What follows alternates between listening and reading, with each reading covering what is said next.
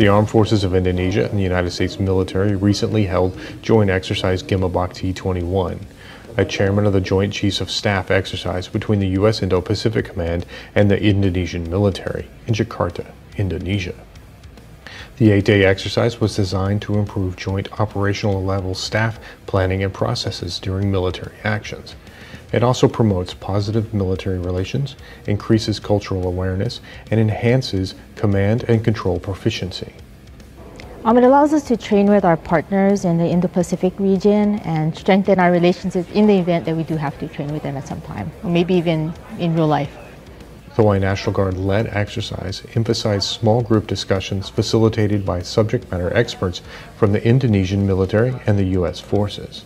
So we have our own way to conduct an operation, and U.S. has its own way to conduct the operation. So I hope this exercise will, so we can know how you conduct it and how we conduct it, and if there is a, for example, like contingency, we know how to conduct it in the same way, in the same manner. So I think this exercise will be very helpful. The days were long. GEMA BHAKTI each day started at 7:45 in the morning with a brief, and then the working groups would work through their portion of the multinational decision-making process until well after 5 o'clock. There was only one organized break, which was for lunch, where the teams would eat the regional delicacies together. Many of the participants would then retreat to their rooms to assess their team's work and to read further on the scenario, and then research how similar historical scenarios had been addressed. So over the past 18 months prior to employment, we did multiple field exercises, a JRTC rotation, multiple MDMP reps, and also MDMP teaches and pre-teaches to the TNI. The COVID-19 pandemic was an additional presence throughout GEMA BHAKTI 21.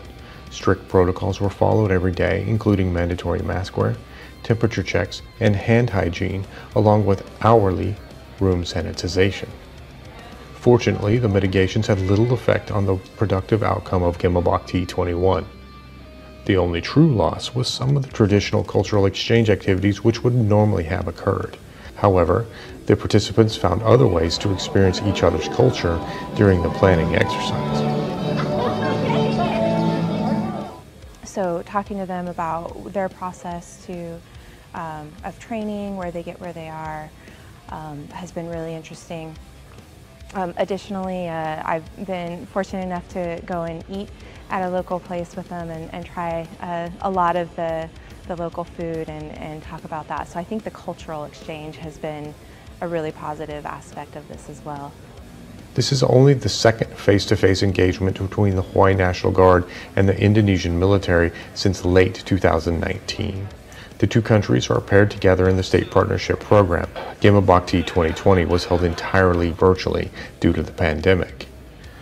This did not diminish the caliber of the exercise or the quality of the exchanges.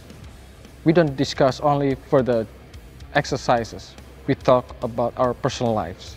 That strengthens our bond, just not only as military to military, but also as a human to other humans. This is Master Sergeant Andrew Lee Jackson reporting with the Hawaii National Guard.